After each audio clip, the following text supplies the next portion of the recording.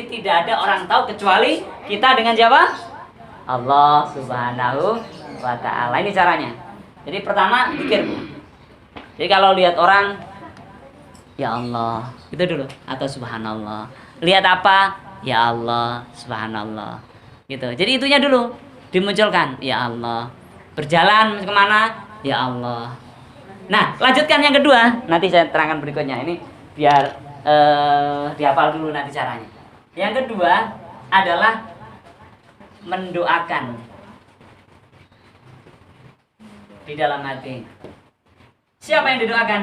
Semua yang dilihat, semua yang dibaca, semua yang didengar, semua yang dirasa, semua yang dipikirkan, semua yang didetakkan dalam hati. Ini mendoakan di dalam hati. Ya, tidak ada orang tahu. Kecuali dikasih tahu, dibicarain. Tapi jadinya nggak rahasia dong. Iya, itu. Iya, jadi dua ini. Itu caranya. Ini, nah saya sebut aplikasi, aktivasi hati. Jadi hati kita harus diaktifkan. Cara mengaktifkannya ada berapa, Bu? Dua. Satu, zikrullah atau zikir, ya, zikir siri atau khafi, zikir di dalam hati. Pak Ustadz, berarti nggak boleh zikir lisan? Boleh, tapi kemampuan lisan kita ini terbatas. Kita lagi jalan, astagfirullah, astagfirullah, astagfirullah. Neng mau kemana? Mau ke pasar, Bu? Astagfirullah, astagfirullah, astagfirullah, astagfirullah, astagfirullah. Neng ini, ya Pak, iya Pak, Gojek, astagfirullah, astagfirullah. Nggak mungkin, gitu ya. Nanti orang bilang ini setengah atau full ya. Gitu. Kenapa? Karena ada fenomena, ada cara ya, ada cara yang disampaikan oleh alim ulama. Ada dua cara berzikir itu. Satu dengan lisan, dua dengan hati. Masya Allah. Oke. Jadi kalau habis sholat mau zikir subhanallah, subhanallah, subhanallah, boleh, bagus. Zikir dengan lisan. Tetapi setelah itu jangan berhenti zikirnya di dalam hati. Lihat surat Jumu'ah ayat 10. Kalau sudah sholat maka nyebar ke bumi itu, cari rezeki, kerja jadi ini, dagang, jualan apa atau usaha apa. Ya, itu perintah Allah. Tapi ingat catatannya, wadkurullaha katsiran. Ingatlah Allah yang banyak. La'allakum tuflihun, agar kalian beruntung. Disuruh ingat Allah yang banyak. Ingat Allah itu bahasa Arabnya, Bu. Zikrullah. Disuruh di zikir kita. Insyaallah. Jadi kerja sambil zikir, nyantai, rehat sambil zikir, mulut diem sambil zikir, mata melihat sesuatu sambil zikir, telinga mendengar orang rasan-rasan, orang ghibah, orang apa, hati kita zikir. Astagfirullah, ya Allah, ini orang sudah tua masih kerjaannya ghibah aja. Tapi dalam hati. Tapi nggak boleh berhenti di situ. Kalau situ nanti nomor 1 doang. Nomor 2 apa? Doakan itu. Ya. Setelah astagfirullah bilang, ya Allah, ampuni beliau ya Allah. Mohon maaf beliau itu suka ngaji rajin ngaji, tapi sukanya masih ngomongin orang lain, ya Allah, ampuni beliau ya Allah. Tapi nggak perlu ngomong, Bu, tadi saya doain ya. Tadi saya doain. Doain apa nih? Tadi saya doain agar ibu diampuni Allah. Dosaku apa? Tambah gitu kan. Nanti, Masya Allah. Makanya nggak boleh diomongin, rahasia. Ya, ini kan saya contohkan biar tahu nanti cara ngobrolnya dalam hati seperti itu. Ya Allah, ampuni beliau ya Allah. Ya mungkin ya setahun atau 2 tahun lagi kita nggak tahu rahasiamu, engkau bisa jadi cabut beliau karena beliau itu udah tua banget. Tapi Allah masih dia aja suka rasan-rasan orang, suka bicarain aib orang. Ampuni beliau ya Allah. Jaga beliau ya Allah. Akhirkan husnul khotimah ya Allah. Fokus ke orang lain. Jadi bahasa lainnya fokus ke orang lain. Banyak doain orang lain daripada dirinya dan keluarganya sendiri. Itu yang nomor 2. Sekarang saya tanya. Jawab jujur lagi ya. Saya tanya. Jujur, yang insya Allah kalau enggak ya enggak, kalau iya angkat tangan aja, nggak apa-apa, biar jadi semakin berkah. Siapa di antara yang ada di sini yang terutama yang sudah menikah lama ya? Yang lama. Kalau Bunda Talita belum masuk pertanyaannya ya. Yang lain dulu. Yang sudah lama gitu ya. Sudah lama. Ya, begini pertanyaannya. Ya. Siapa di antara ibu-ibu ini yang sudah pernah doain suaminya, ya Allah ampuni dosa suamiku ya Allah. Setiap hari. Alhamdulillah. Banyak ya? Masya Allah, alhamdulillah. Iya. Habis sholat. Nah, doainya bukan hanya setelah sholat. Kalau setelah sholat 5 waktu kelamaan. Kita kan setiap hari sering lihat wajah dia tuh. Setiap waktu. Kadang ingat gitu loh. Ingat jengkelnya ingat. Allahumma sholli ala Muhammad. Yang penting jangan di kamar mandi kan. Oh iya. Nah, ini sekarang ada nih. Dalam hati. Kita lagi nyuci piring, diem kan? Tiba-tiba ingat suami. Langsung dalam hati, ampuni dia ya Allah, ampuni suamiku ya Allah. Anak nggak tahu, suami juga nggak tahu, tapi hati kita ngobrol ke Allah. Tapi terkadang kalau anak bentak nih Pak Ustadz ya, kita doain ampunilah jangan jadi anak yang durhaka gitu. Iya, memang harus begitu. Dalam hati saya tuh menangis. Iya, bagus. Tahu tidak Bu? Yang menjadikan itu semua siapa? Allah. Bukan berarti kalau jelek buatan Allah, bukan. Takdir itu ketentuan Allah. Kenapa Allah kirimkan anak yang seperti itu ke kita? Agar kita doain dia. Jangan dibalik-balik. Ya, biar kita semakin dekat kepada Allah. Jangan dibalik-balik, ya Allah, dosaku apa? Dititipin anakku, bandelnya bukan main. Bukan. Itu salah. Ya, itu hatinya belum teraktivasi. Kalau hatinya teraktivasi, nanti ada di surat Ali Imran 190 sampai 191. Apa hati yang teraktivasi itu, Bu? Hati yang teraktivasi itu kalau melihat sesuatu, merasakan sesuatu akan mengatakan Rabbana ma khalaqta hadza batila subhanaka faqina adzabannar. Ya kan? Itu. Apa artinya? Wahai zat yang merawatku. Ya. Ma khalaqta hadza batila. Enggak ada yang kau ciptakan di alam raya ini sia-sia. Takdir yang kau berikan kepadaku tidak sia-sia. Suami yang seperti itu kau titipkan padaku tidak sia-sia. Anak-anak yang seperti itu tidak sia-sia. Ma khalaqta hadza batila subhanaka faqina adzabannar. Maha suci Engkau ya Allah, selamatkan kami dari siksa api neraka. Jadi gak ada yang sia-sia, Bu. Gak ada. Kalau kita sempat berpikir, ya Allah, aku kok jadi orang miskin begini ya Allah, susah anak mau sekolah, itu tuh nggak pernah sholat aja sekolahnya tinggi mobilnya mewah, berarti kita belum aktivasi hatinya. Boleh saya tanya sebentar? Boleh saya dibenci sama kakak saya. Dia apa? Dibenci. Oh, dibenci. Terus kita tuh doain mereka nyampe nggak? Sampai Karena saya masuk Islam. Lain agama. Oh, lain agama. Saya masuk Islam terus dibenci sampai sekarang. Terus saya mendoakan dia itu nyampe enggak? Doa bagi orang yang non Islam adalah dibuka imannya, bukan doa yang lain. Jadi doa yang diperbolehkan hanya ya Allah buka hatinya untuk beriman kepadamu. Jadi bukan ya Allah selamatin dia, enggak sampai itu dulu. Yang pertama kali adalah iman. Gitu. Karena bukan Islam. Itu. Jadi pertama iman dulu, Bu. Doain imannya biar diberikan oleh Allah. Ya. Jadi kita pahala, kita mendoakan pahala. Meskipun beliau membenci kita, enggak masalah. Dan buktikan, Bu. Kalau Ibu praktekin insya Allah ya, nanti ada gerakan hati luar biasa. Dan dalam hadis Nabi ya 2 pekan yang lalu sudah sampaikan atau belum ya? Rasulullah pernah ditanya Ummu Salamah. Ummu Salamah, Bu. Siapa beliau, Bu?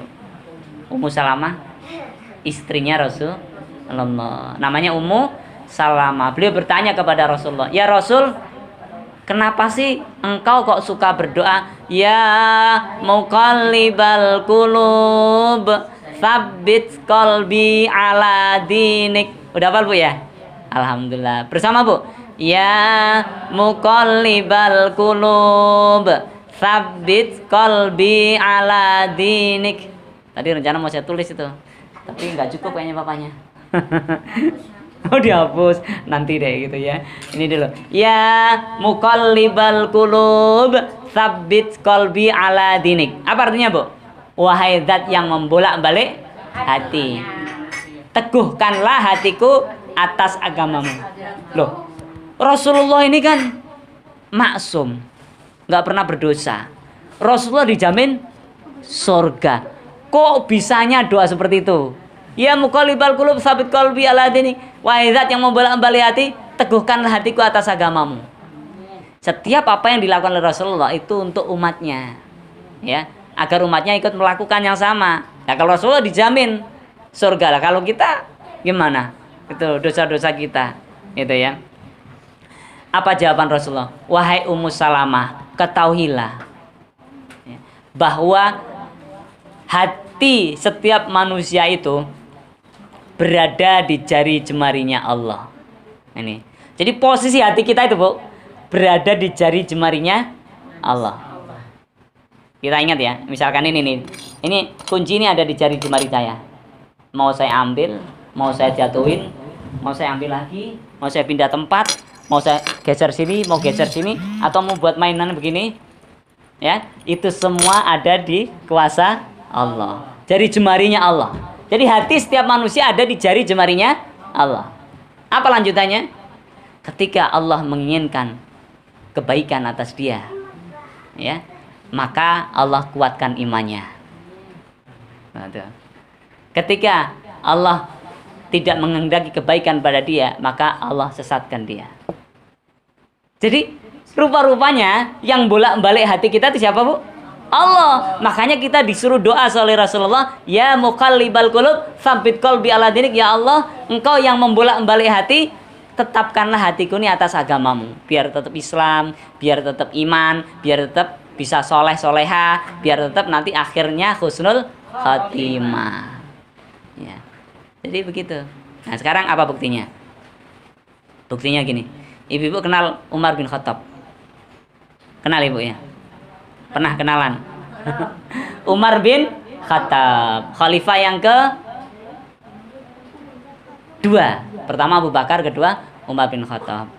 Nah, ada juga namanya Abu Jahal. Pernah dengar, Bu ya? Pernah dengar ya? Abu Jahal. Abu Jahal itu Fir'aunnya di zaman Nabi. Kalau di zaman Nabi Musa namanya Fir'aun. Kalau di zaman Nabi Muhammad namanya Abu Jahal. Itu sama, musuhnya, bencinya setengah, enggak pakai setengah, sampai mati. Jadi bencinya luar biasa. Di zaman Rasulullah waktu itu ada dua orang yang sangat membenci Rasulullah. Satunya Umar bin Khattab, satunya Abu Jahal. Dan didoain Rasulullah, Bu. Hatinya, ya, lewat hati didoain. Ya, apa kata Rasulullah? Menceritakan, setelah berdoa, beliau menceritakan bahwa, ya Allah, bukakanlah di antara dua orang yang memusuhiku menjadi pengikutku. Masya Allah. Ya, ada Abu Jahal, ada Umar bin Khattab. Jadi kalau ketemu Nabi Muhammad yang diinginkan membunuh, itu Umar, Bu, loh. Umar tuh sama Abu Jahal. Pokoknya apa kata Muhammad, nggak ada benarnya. Tapi apa rahasia Allah, coba, Bu? Jadi bahasanya gini, kalau kita sudah berdoa, Bu, ini sudah pertama zikir, kedua mendoakan, ya, orang yang kita lihat atau kejadian yang kita rasakan atau masalah yang kita lihat di orang, kita doakan. Setelah kita doakan, itu ibarat kita menyalakan menyalakan obat nyamuk, ya kan, Bu? Obat nyamuk ini atau obat nyamuk deh ya, obat nyamuk. Ini kan bulat obat nyamuk biasanya. Kalau zaman dulu kan gitu. Sekarang masih bulat, Bu ya, masih bulat-bulat gini ya.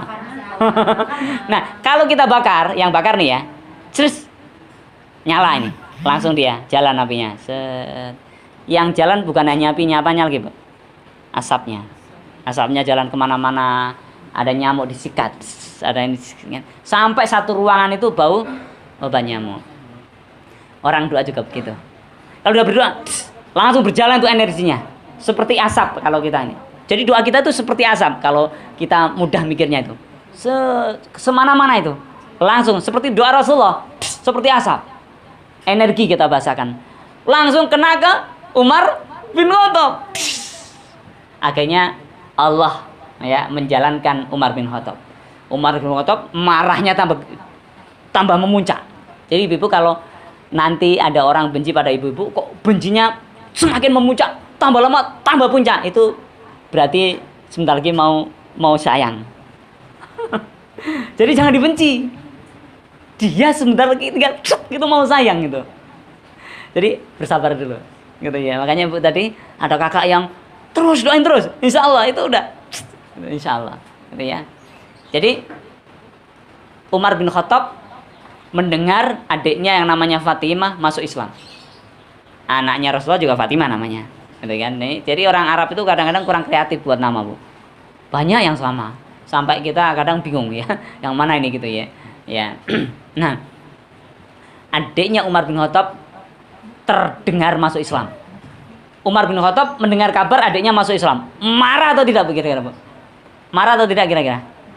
Pol marahnya. Marahnya udah ke ubun-ubun.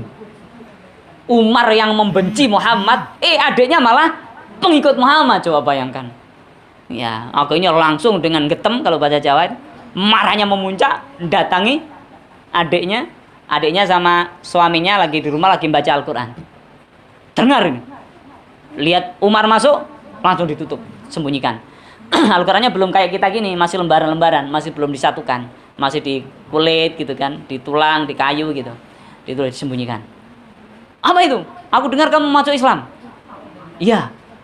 Kamu ini adik, begitulah kurang lebihnya. Apa itu? Ini enggak boleh kamu baca.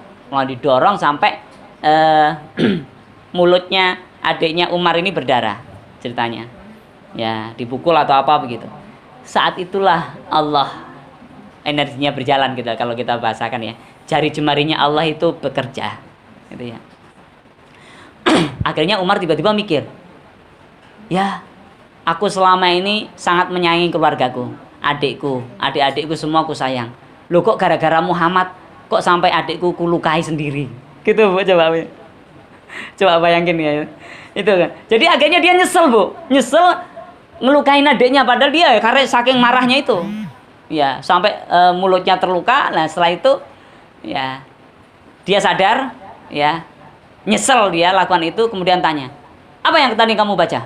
Al-Quran. Mana? Aku baca. Nggak boleh, kamu masih kotor, kamu harus mandi dulu. Mau, Bu, mandi? Coba bayangkan, itu Allah itu yang nyuruh mau mandi padahal bencinya setengah mati. Al-Quran itu dianggap sihir, dianggap bohong.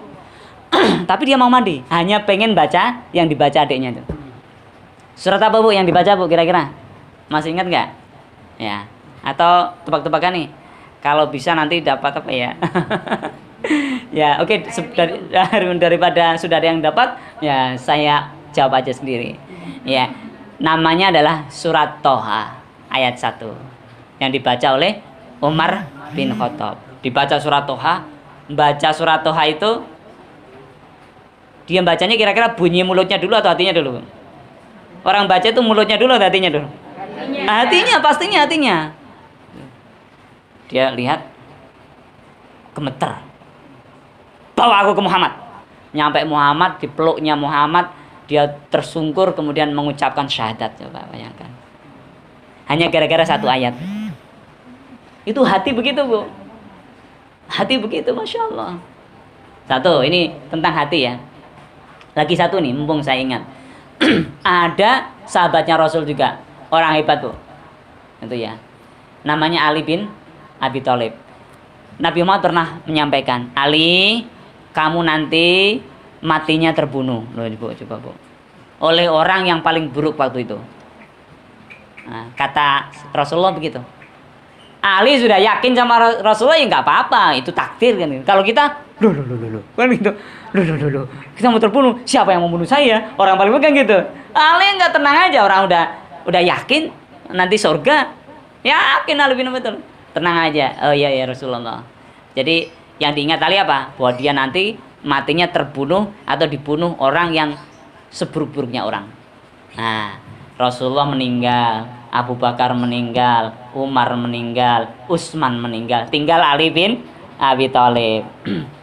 Akhirnya takdirnya Ali ternyata terbunuh bener, Bu.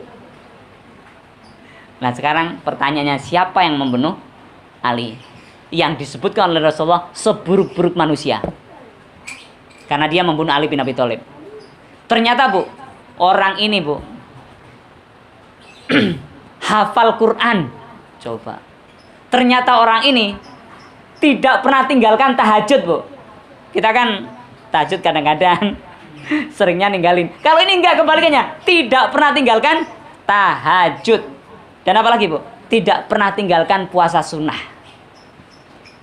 Yang membunuh Ali bin Abi Thalib, orang apal Quran, tahajudnya rutin, sholat 5 waktu, apalagi 5 waktu sudah wajib ya, puasa sunnahnya rutin, tapi dia menjadi orang yang paling buruk. Kenapa?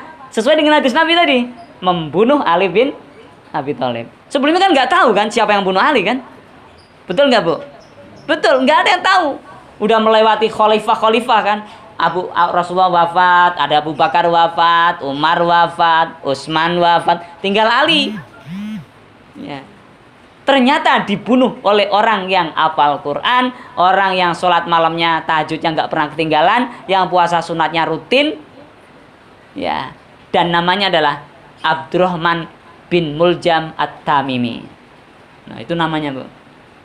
Masya Allah. Dan Rasulullah juga pernah bersabda, nanti di kalangan umatku ada orang yang hafal Al-Quran, fasih dia baca Al-Quran, tapi Qurannya nggak sampai ke dalam hatinya, hanya di kerongkongannya. Duh, Masya Allah. Inilah Bu perannya hati tuh. Nah, kita ngaji banyak-banyak, tapi kalau nggak masuk ke hati, nah, nggak baik lah gitu ya. Lebih baik ngaji banyak, semuanya masuk ke hati, insya Allah.